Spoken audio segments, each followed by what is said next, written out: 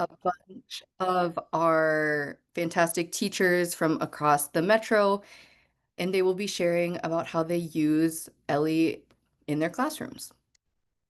So, kind of the agenda, we'll introduce our awesome panelists.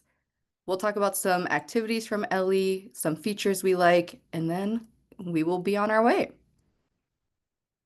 So, without further ado, I will let each of the panelists kind of introduce themselves. So, first up, we've got Laura. Hi, my name is Laura Moyer, and I teach at Metro North in Columbia Heights, Ridley, although I teach pretty much primarily online, except for when we go in to school to test. So excited to be here, and thank you all for coming on this last session of the day on now it's actually looking like it's clouding up, but it's been a beautiful day up until now.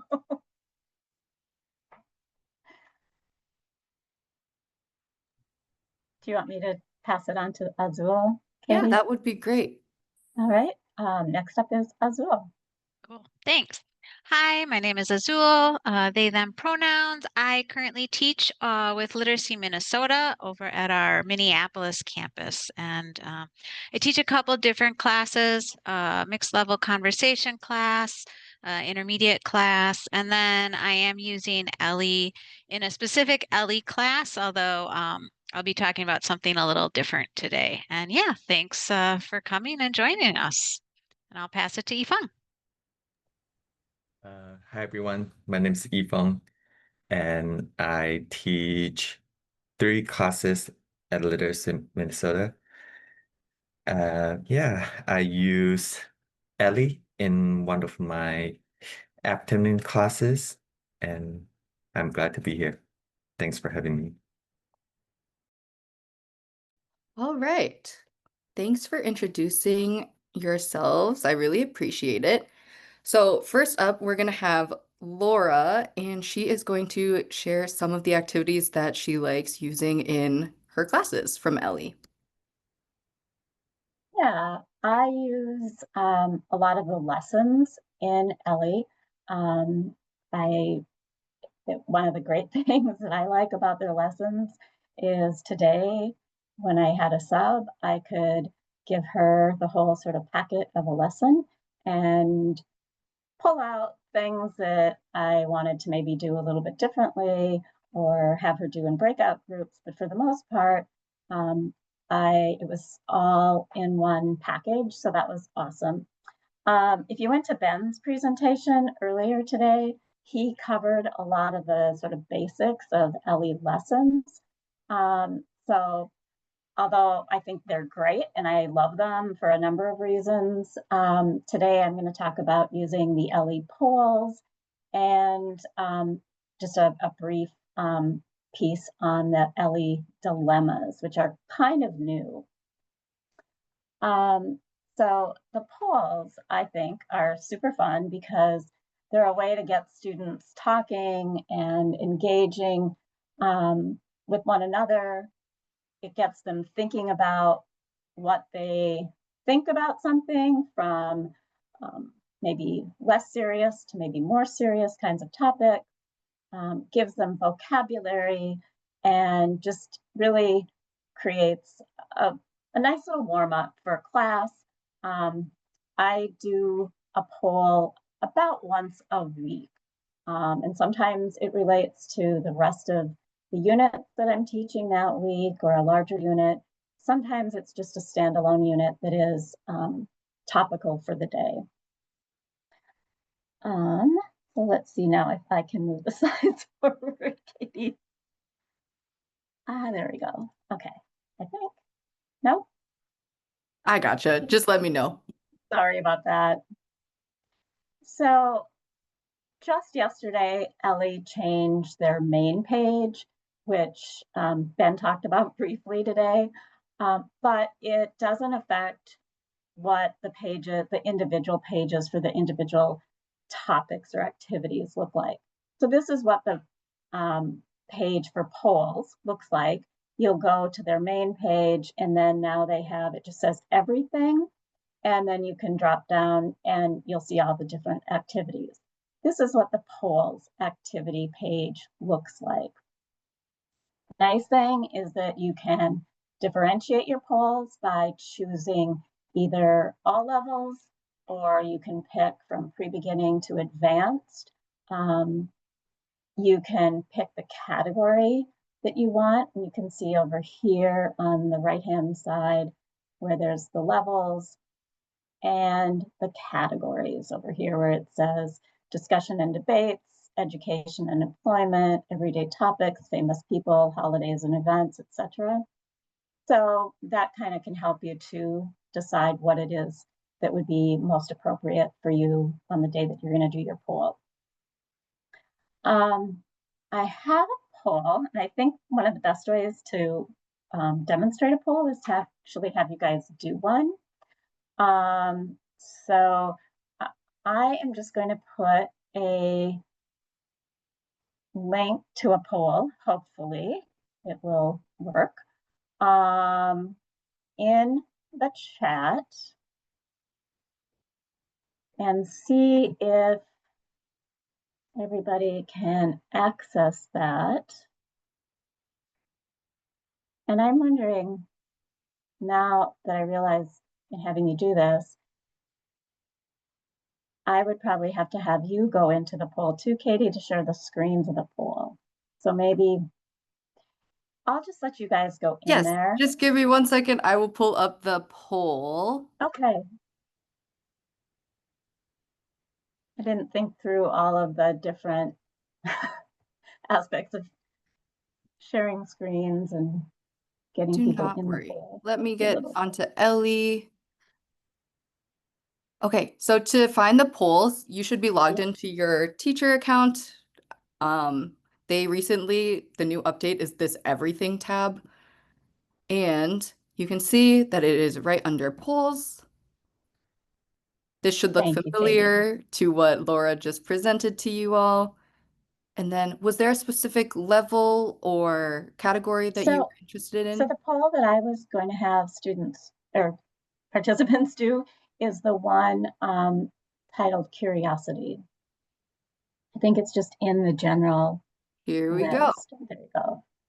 There was one on digital literacy, but I thought everybody's maybe would like to do something a little different. Yeah, absolutely. Do you want to walk through the preview or do you want me to just launch the poll? I'll walk through the preview because that was actually something I think I had on one of my next slides. The nice thing I like about the polls at this point is that you get to preview the poll. You get to see the question, you get to see the keywords, you get to see the agree or disagree. And under the agree or disagree, you can see that there are 3 additional questions with the agree or disagree. So that allows students to think a little more critically about their answers. Like they kind of have to like really take a few moments just to reflect. And then same with elaborate.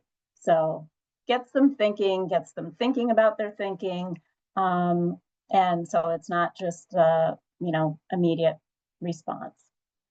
And the other nice thing about this is that if there's something in the poll that you don't think is appropriate for your level students or just your student population in general, then you can decide not to do the poll. So rather than like, oh, that looks like a great topic, but then you get into it and find out, oh, this maybe isn't quite right for my students, you have that ahead of time.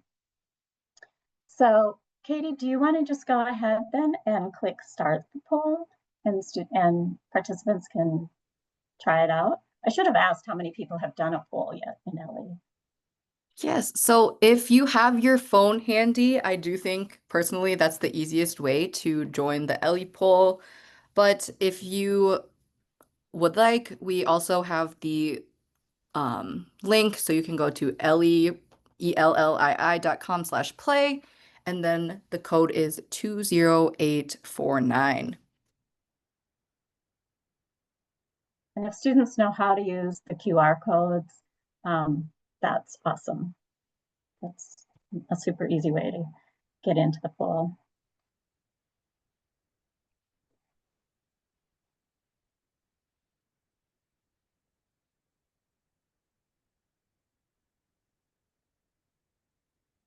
I'll give just about another minute so then maybe a few more people can get into the poll and then I will launch it.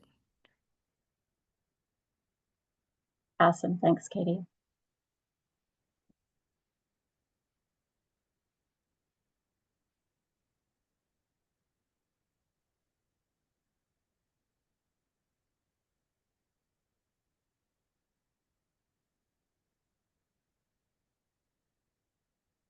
Okay, we've hit 20, so I'm gonna go ahead and launch. If you haven't had time to get in, you can still access the code. It'll be at the top of your screen, I believe, once I launch.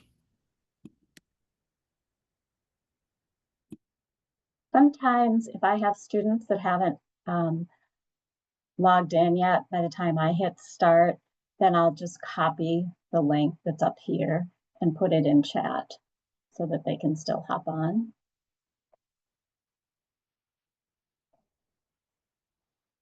And I think, Katie, you want to just...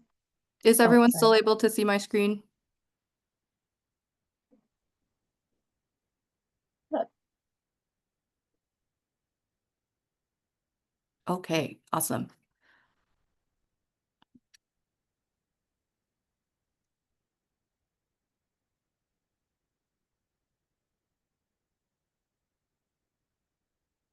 and what's fun with this is that you can usually see this in real time.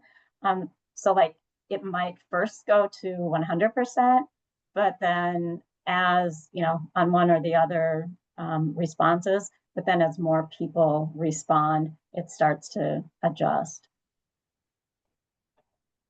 One note from the polls is that once you press submit, you are locking into your answer, so you can't go back and change it. Um, so that's just one thing to keep in mind. Okay. Okay.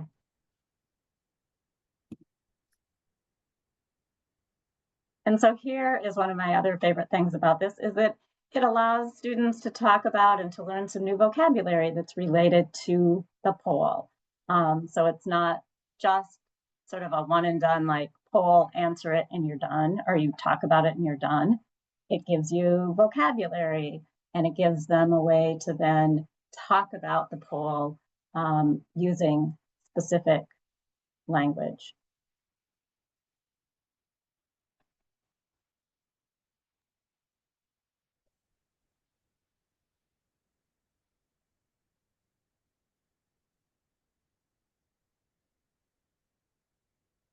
And then as you can see what words that students know or don't know, or what the participants know or don't know. And then you can stop and discuss, okay, what, you know, if you're not sure what empathy means, right? Let's talk about it.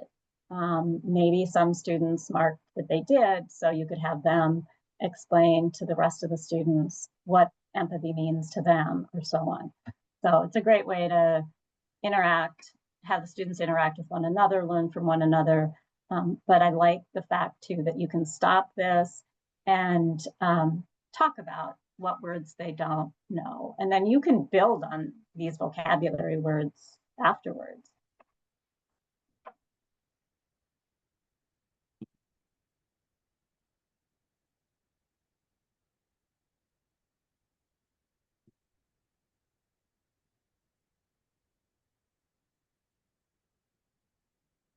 So here is where they get to think about their original response, like, okay, so you said you're open to new ideas. Now let's test that. Somebody says something you don't agree with, which doesn't happen at all in our current environment. It gives you a chance to like see how do you react.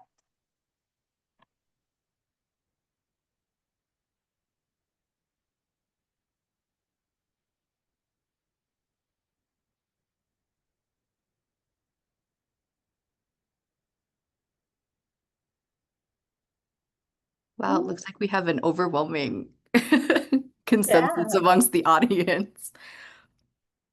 There we go. Now it's changing a little bit. We've got most of our answers in, so I will move on to the next question.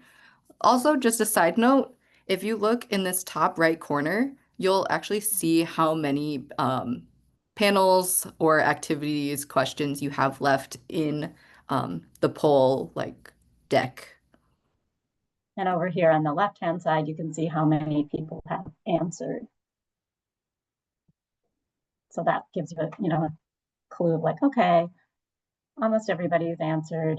I'm going to move on.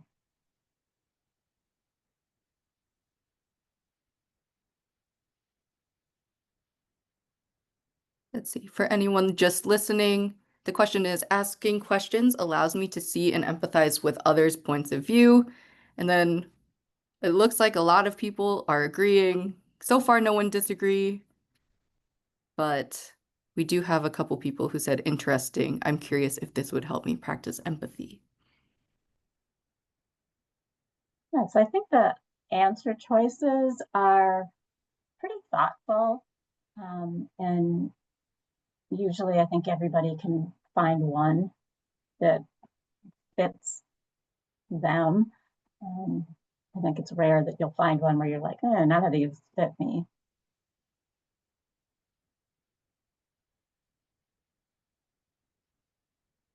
Go ahead.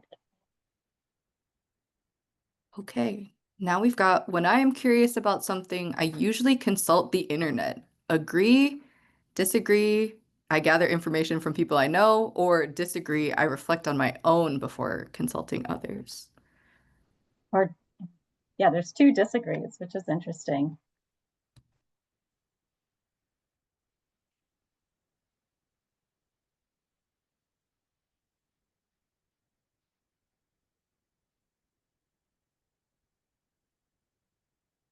Looks like the internet is the great knower of all things amongst this group. I would tend to agree.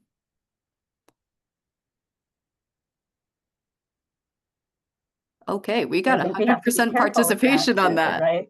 That's awesome. Yeah, and we could talk about this one too. If you're with your students, you're like, well, is the internet the best place to go? Is it better to think about this and what you really think about it, or if it's something you absolutely don't know, yes, but depending on what it is, you might want to. Okay, now we've got a ton of options on this one. You might have to scroll. Where or how do you reflect on experiences, problems, or ideas? So you've got talking to others, in the shower, journaling, meditating, exercises, researching, or I don't take time to reflect often.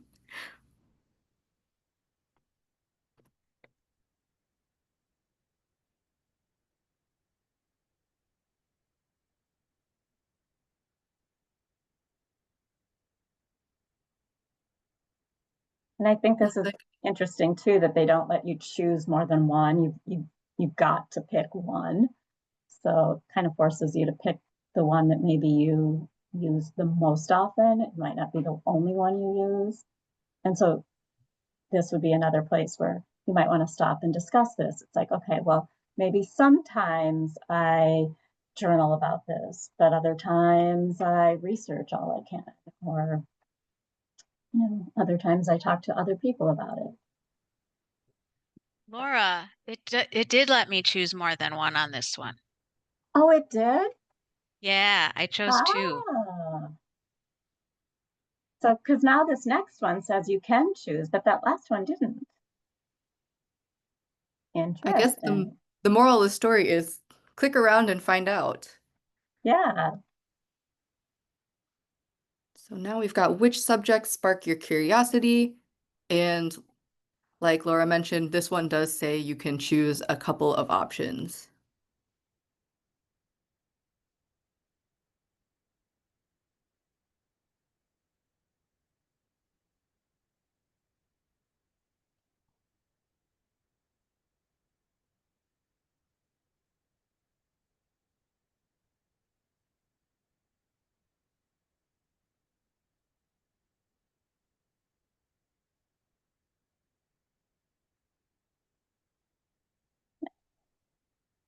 And then as a teacher, obviously, you could go deeper with this at some point and ask students, what specific topics under these topics or these subjects would you like to study more of, or would you like to learn more about?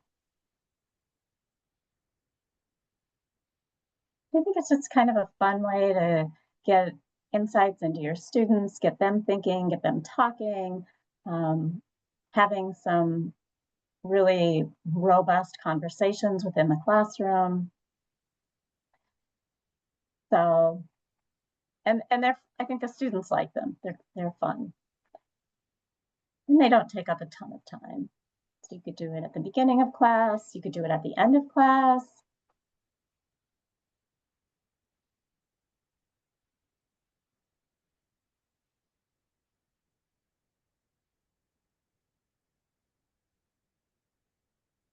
So I think, yeah.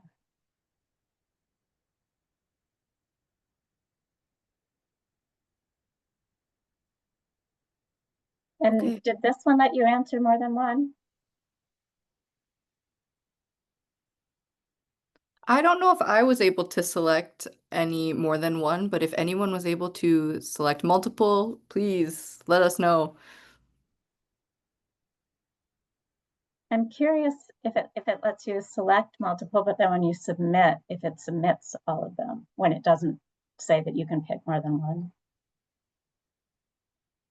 I'm not sure, but if anyone is curious and really wants to know, submit a help desk ticket and I can reach out to Ellii and we can get you an answer.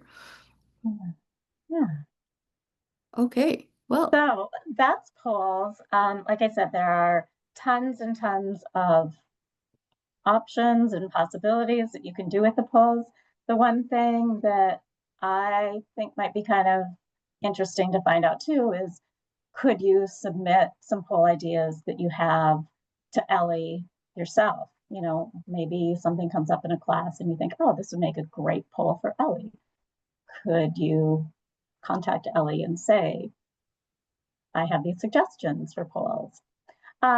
So go ahead to the next slide, Katey. I should probably hurry up here.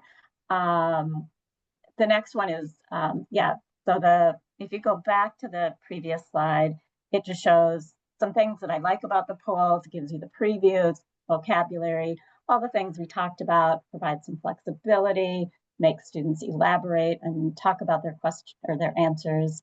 And then the next slide I have is about dilemmas, which gives students this dilemma. And I actually did this one with my students the other night in my evening class.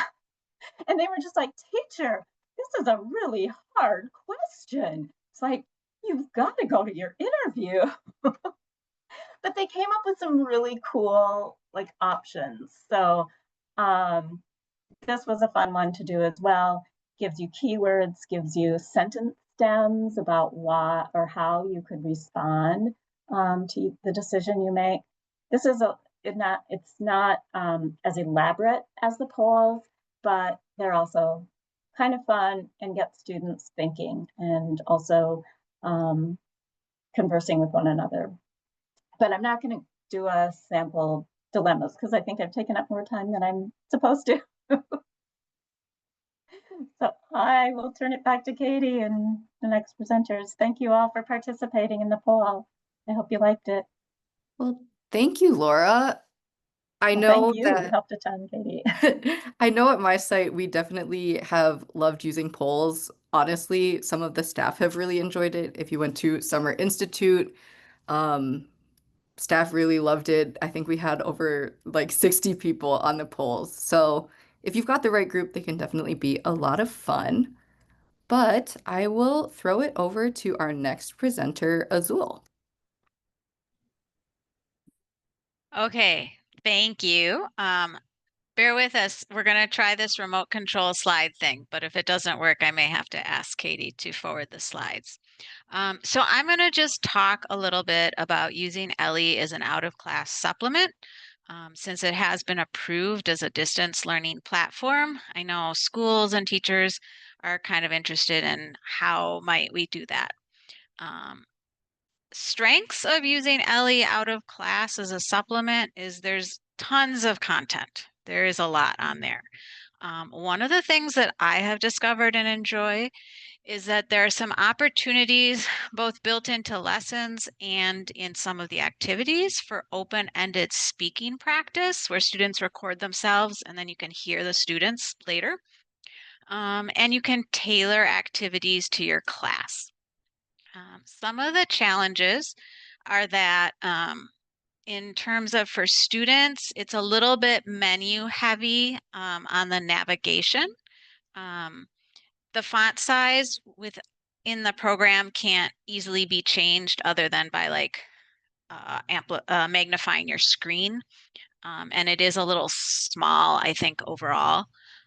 There's a lot of cross-listing of activities, which can be great to find things, but also sometimes I come across something, I think it's new and it's not.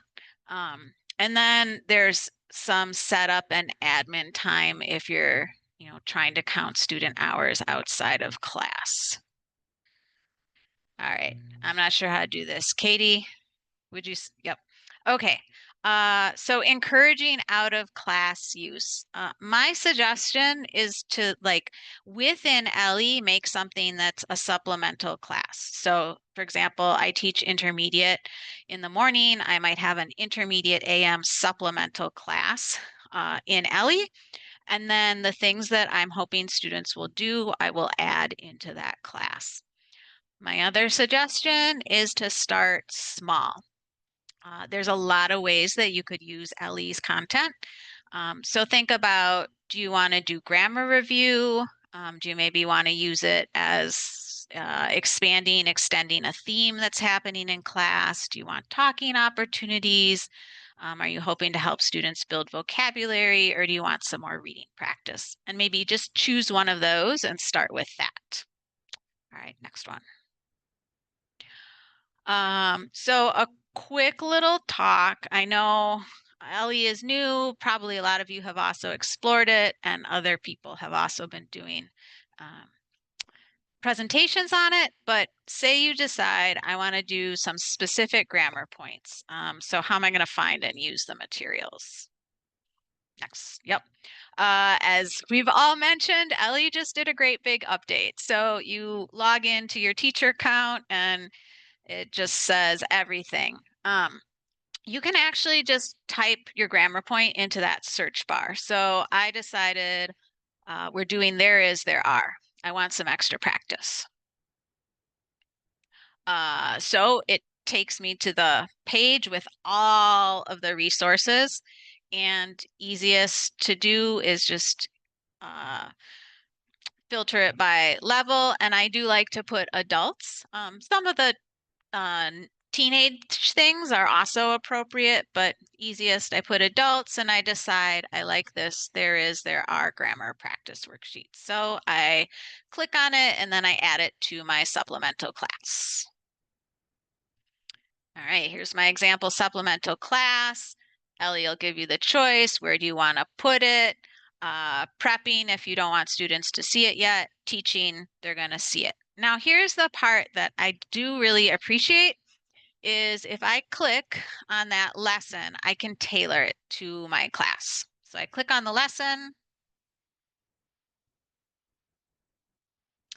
and there's where the arrow is pointing, edit tasks. So I'm going to look through the tasks and make sure that one, I want the students to do them all, and then two, sometimes there are some tasks that are actually like with partners or with a class, so I don't want to have students do those. So I look through the tasks and I decide these are the ones that I want, click them, click update, and then that's what students will see when they go to their supplemental class. All right. Ellii also has, if you decide I don't want to search for grammar points one at a time, a lot of different pre-made materials. So having poked around, these are some of the suggestions that I have. If you teach beginning levels of English, so you're at the home page, it says everything, click on the lessons. And if you go into this life and work section, they have a great set of activities called super simple questions. There's just one question per lesson. But students are asked to do different things about it. They listen to it. They might do a cloze activity with it. They respond to it. And they're very beginning appropriate. Also in that same section is something called simple sentences, and those are based around themes. So clothes, feelings, animals, health, all sorts of different themes. And again, it's a great there's 6 or so activities in there, and it's really easy to assign. Different from lessons, if you click on that everything bar, you will also see an option for course and study packs. And in that group of materials is something called WordWiz. And there's a little screenshot there. And those are great for building vocabulary. Again, they're themed. So pretty easy to select one that syncs with what you're doing in class. And it includes matching with pictures. They'll show a picture and students can listen to the word and then they have to type it. And then they use those words in some open-ended questions. Again, probably about 5 or 6 activities per WordWiz study pack. Okay. Reading and grammar. Having looked at a lot of different Ellii activities, I, in general, think that most of these are good for high beginning English level students and above. So again, if you click on the everything, you go into lessons and you go into the grammar section. They have 2 different sort of reading, one called grammar stories, which are easy to go through and just pick by simple present, adverbs of frequency. And so the stories feature those grammar points. You can listen to the stories, or a student can listen to the stories as they read along. They get some vocabulary and a lot of comprehension questions. And then true grammar stories, you don't necessarily see no, you do see the grammar for those, but those ones have more teacher advisories.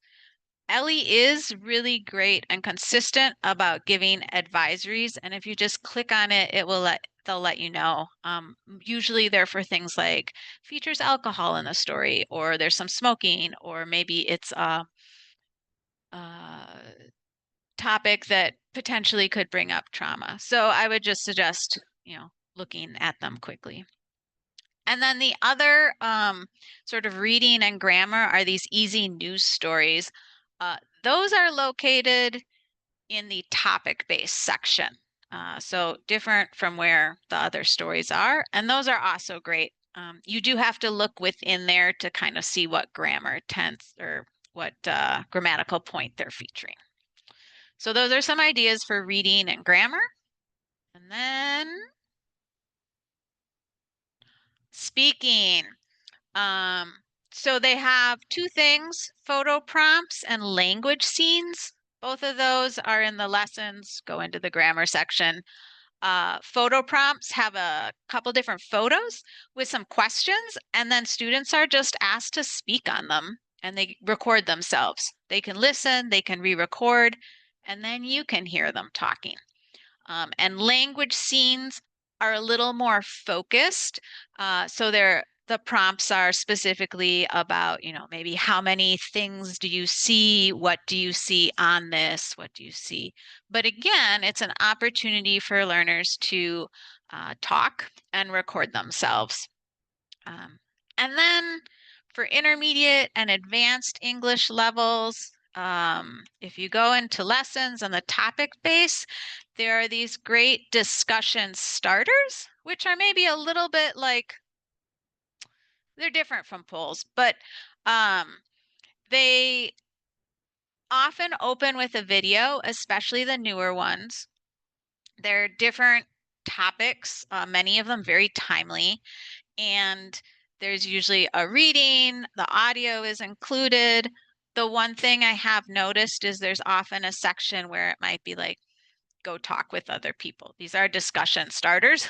So if you're asking students to do it outside of class, maybe make time to do the group or partner discussion in class, or exclude that from the tasks that you assign. I think that's all I have, but yep. So those are just, I've been looking at Ellii pretty heavily for the past couple months, and those are some of the things that have popped out at me and that I've been trying with students that I work with. So I'll pass it to Ifeng.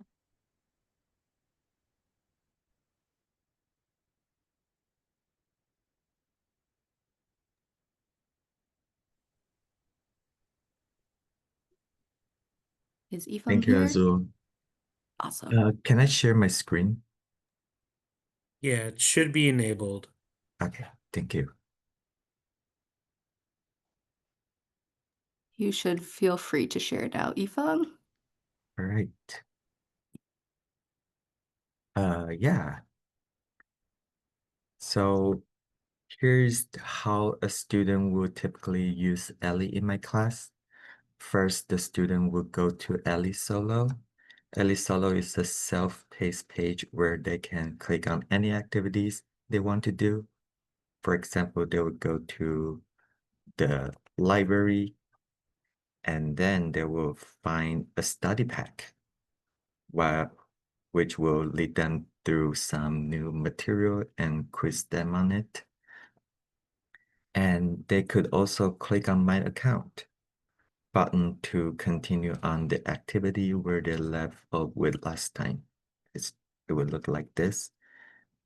And then after the Ellii solo, they would go to Ellii, which is the My Classes and the teachers page. And they will complete the activity I assigned them to do. I usually assign them study packs, which is a pack of lesson organized for a particular level. And it takes them a few hours to complete the study pack. Most of the students can do this on their own once they're familiar with the setting of Ellii. And here are some questions I often get from my student. So if a student lose their page, they will first go to share.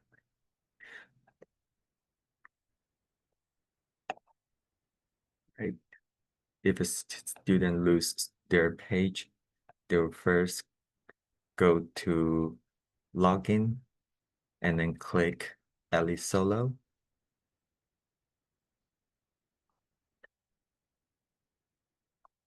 And they will click on My Account. Then they can find the activity where they left off with that last time. So they can go back to where they left. And for the second question, okay. Second question.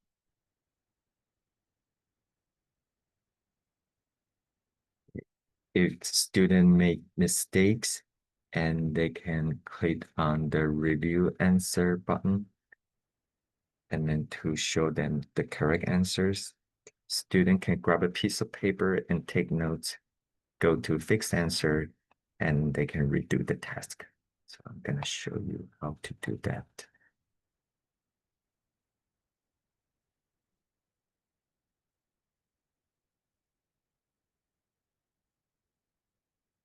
So I will pretend I'm a student.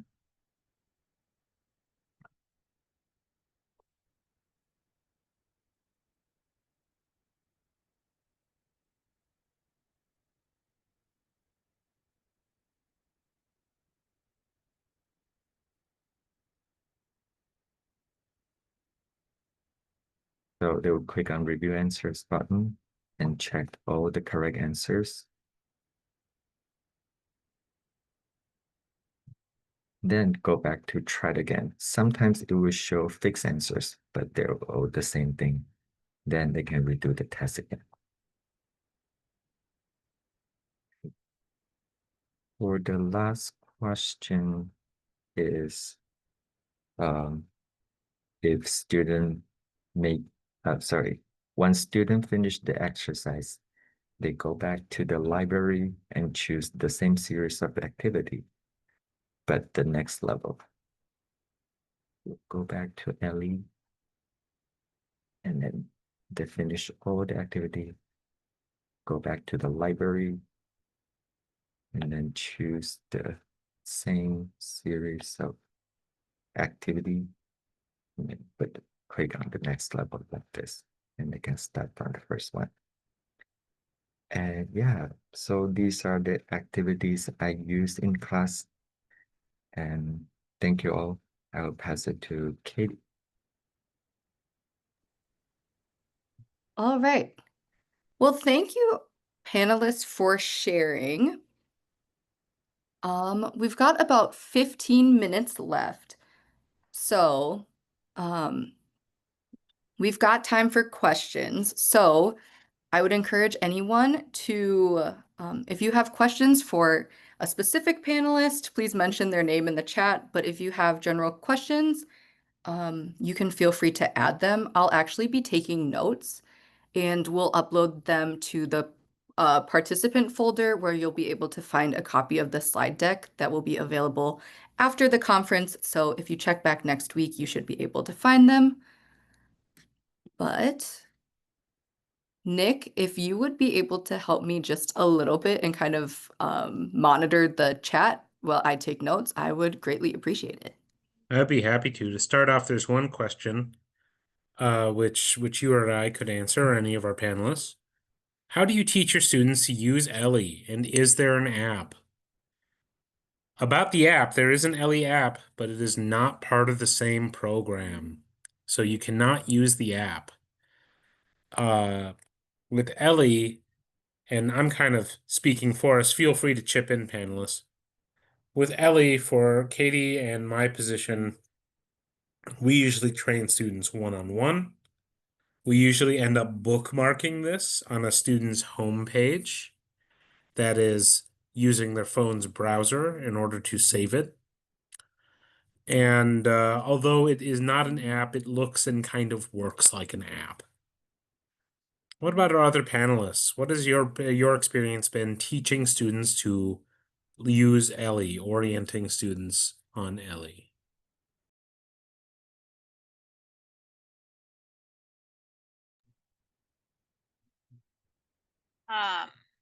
I would do it like in a class situation a couple times. Well, at least once. Usually after the first time, like just having them practice a little bit, then that works. But I definitely think if at all possible, like create their accounts, have them sign in, and then have them work on it while you're there so that they get familiar with how it works. And bookmarking it on the phone, and then saving the password works really well.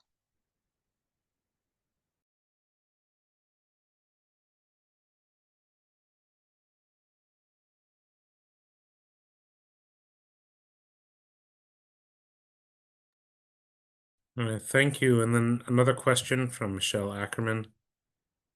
Michelle's school, is debating how to use Ellii. They're just getting started. Would you recommend letting students have free reign to the site? Or should we have teachers control what's inside? Any thoughts? This is kind of a question about how to use Ellii solo versus the class.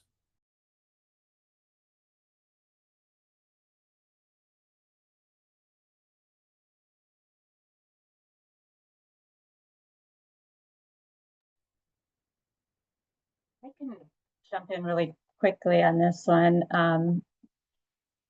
Nick, our site has had Ellii, like individual teachers have had Ellii accounts. Now that the state has the account, or that it's a statewide approved distance learning program, now we're going to be able to use the Ellii Solo. Up until now, we have not used the Ellii Solo, so teachers have been picking and choosing what resources and materials we use in our classes. Moving forward and using Ellii Solo, I'm sort of anticipating doing what some of the presenters have talked about today, that first of all, students have to take a placement test, and then that determines what activities or what lessons are open to them. But then also there are those lessons that, like, as both Azul, oh my goodness, and the other panelists, I'm so sorry, what people have talked about that they've done in the panel today, how they've assigned lessons and courses to students. So I think it just depends on probably what your site is feeling comfortable with. And also if you use the Ellii Solo and want to use it as a DL platform, then who is going to be managing the classes, who is going to be recording and making sure that the DL hours get recorded, because that would be the main reason I think that you would want to use Ellii Solo, is to get those distance learning hours for your site. Nick, I know your site's been using it a lot more than mine has, so you probably have better feedback for her on that. On the placement test specifically, Ellii has a placement quiz and a longer test. When you jump into solo, you get hit with the quiz, and I found that it's pretty steep. It tends to filter everybody but our most advanced speakers into the beginning levels. It's a fairly challenging quiz. The time limit's pretty tight. It's only about 30 minutes. But I've yet to really find an opportunity to use the placement test. It's a little bit longer. Issues with that is in my context in lab, students are relatively pressed for time. And we're wary of over testing them. A lot of them are coming in right after intake. So I'm usually kind of chicken out of giving them the full test and go towards a drip feed of teacher curated lessons. Azul, did you have something to add? I was just gonna add, I think too that it might like uh depend on who your group of students is, and like how much are you hoping that they're going to use this platform outside of school. I know I have had better luck with students using platforms on their own outside of school when they're kind of either tied into something we're doing, or I know what's in there and I can say, hey, did you try this out? So it may also depend on, our students are really busy and working hard in other areas of their lives. So I think the more that you can kind of make it a part of something you're already doing, the more that they're likely to try it a bit. And I have had really good feedback from students. Students have said to me, like, I like this. And these are students who were using Burlington English. So that was really positive for me, that they were kind of as enthusiastic about Ellii as they have been about Burlington.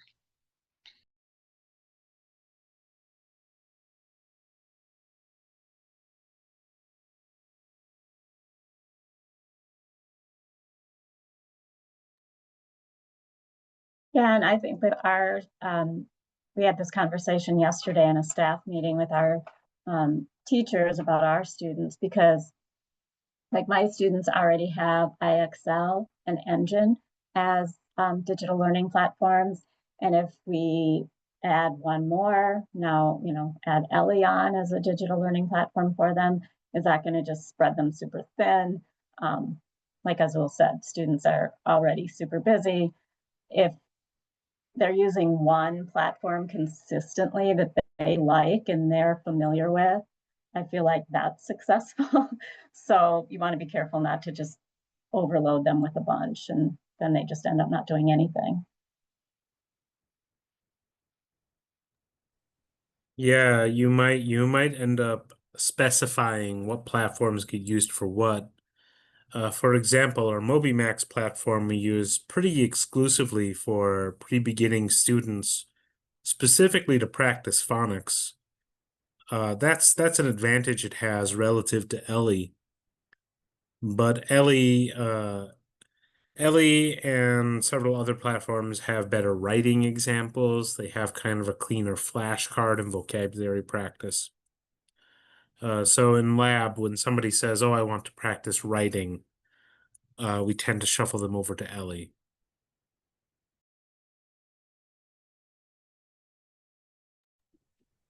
I did see a comment in the chat, and none of us talked about it, but if your school is using Ventures, Ellii has curated lessons and put them together to correspond to Ventures. So that is one like positive or strength if your site is already using Ventures.